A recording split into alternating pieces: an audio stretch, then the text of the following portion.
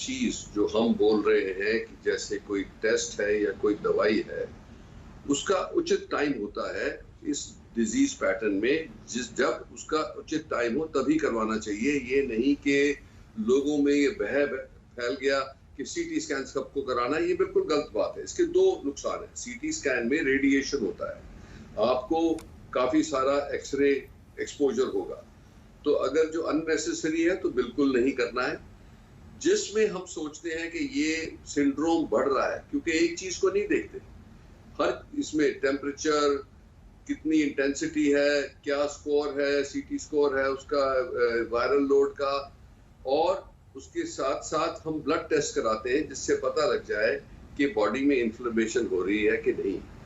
अगर जो ऐसा होता है जिसमें हम देखते हैं कि बहुत फीवर रिस्पॉन्ड नहीं कर रहा, जिसके हम देखते हैं कि उसके जो ब्लड टेस्ट है जिसके अंदर सीआरपी बढ़ा हुआ है बहुत ज्यादा, या फेरेटिन बढ़ा हुआ है, डी डाइमर बढ़ा हुआ है, तो तब हम रेकमेंड करते हैं कि एचआरसीटी होना चाहिए। जल्दी करा लोगे तो उसका कोई फायदा नहीं होगा, तो फिर कराना पड़ेगा और डबल एक्सपोजर मिलेगा, डबल एक्सपेंस होगा।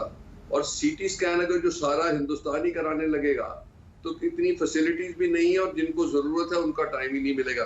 तो ये सब बातें अपने दिमाग में रखनी चाहिए कि एक डॉक्टर आपको गाइड करेगा कि कब क्या करना चाहिए। ये मत सोचें कि किसी और का हुआ था सीटी स्कैन तो मैं भी करवा लूं, किसी और ने वो रेमडेसिविर ली तो मैं भी रेमडेसिविर लगवा लूं, किसी और को टोसिजुमैब लगी है तो मैं भी लगवा लूं। ये बिल्कुल उचित नहीं है, इससे नुकसान होता है, क्योंकि हर चीज का साइड इफेक्ट होता है। तो इसीलिए हमें डिसाइड करने दो एज डॉक्टर्स, और सब डॉक्टर्स को इतना नॉलेज है कि कब क्या टेस्ट कराना चाहिए। सो पब्लिक को उससे गाइडेंस उस डॉक्टर से लेनी चाहिए, खुद नहीं डिसाइड करना चाहिए। डॉक्टर अशोक सेठ, इसके बावजूद हम लाइनें देख रहे हैं आजकल आरटीपीसीआर को लेकर कुछ लोगों के मन में यह संशय आया कि कहीं ऐसा तो नहीं है कि मुझे लक्षण है लेकिन इसके बावजूद नेगेटिव आ रहा है तो मैं जल्दी से सीटी स्कैन करा के देख लेता हूं। ये लोगों के मन में वहम आरटीपीसीआर को लेकर आना शुरू हुआ, जिसके बाद सीटी स्कैन को लेकर यह होड़ शुरू हुई। लेकिन किस तरह का खिलवाड़ वो कर रहे हैं अपनी सेहत से? ये तो खिलवाड़ है ही, और डॉक्टर त्रिहेंस जी ने साफ बताया कि ये अपने आप को नहीं ट्रीट करना है। पहली बात ये, डॉक्टर डिसाइड करेंगे कब कौन सा टेस्ट फायदेमंद हो सकता है और ट्रीटमेंट को ऑल्टर कर सकता है, ये आप खुद नहीं डिसाइड कर सकते। सेकेंडली, हम पेशेंट को ट्रीट करते हैं, टेस्ट को नहीं ट्रीट करते हैं। तो वो टेस्ट लेके आप कहीं पहुंच जाओगे तो उसके बेसिस पे ट्रीटमेंट नहीं स्टार्ट होती है अगर आप बिल्कुल ठीक फील कर रहे हो। और तीसरी बात समझने की है आरटीपीसीआर के बारे में। आरटीपीसीआर अगर नेगेटिव होता है, क्योंकि 70% ही एक्यूरेट टेस्ट है, तो इसका ये मतलब होता है ये कोई टेस्ट 100% एक्यूरेसी से कोविड को नहीं पिकअप कर सकता। तो 70% एक्यूरेसी का मतलब है कि 30% जिनको कोविड है वो मिस आउट हो सकते हैं। वो इसलिए मिस आउट हो सकते हैं कि अगर बहुत जल्दी डिजीज में कर दिया हो, जब तक कि वायरस थ्रोट में प्रोलिफरेट नहीं कर रहा है या उसका लोड कम है, अगर उसको ट्रांसपोर्टेशन में आफ्टर ऑल टेस्ट भी किसी सेंटर में जाके किया जाता है, किस तरह से टेस्ट किया जाता है, ये सब चीज़ें मैटर करती है। और थोड़ा सा ये भी देखा गया है कि आज 50 तरह के आरटीपीसीआर टेस्ट के किट्स अवेलेबल है मार्केट में।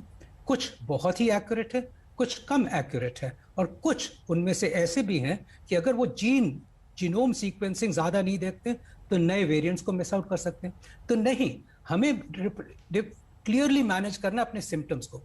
इस टाइम पे मैं कहूँगा आप सबको, क्योंकि मैं देख रहा हूँ कहाँ डिले हो रही है, कि अगर बुखार हो, खांसी जुकाम सर्दी हो, अगर वही रनी नोज और बॉडी और बुखार की फीवर और टेंडेंसी आ रही हो, तो ये सोच ले कि ये कॉमन फ्लू नहीं है, ये सिर्फ जुकाम खांसी ही नहीं है।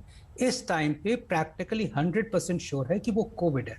कुछ लोग टेस्ट करा के 2 दिन बाद टेस्ट कराते हैं, क्रोसिन खाते रहते हैं, उसके बाद जब टेस्ट होता है नेगेटिव होता है, फिर वो अपने आप को आइसोलेट नहीं करते, और 6ठे दिन पे जाके या 7वें दिन पे जाके जब वो सीरियस हो जाते हैं तो कहते हैं बट मेरा तो टेस्ट नेगेटिव था, तो मेरा का तो कुछ, मैं तो यही खा रहा था दवाइयाँ।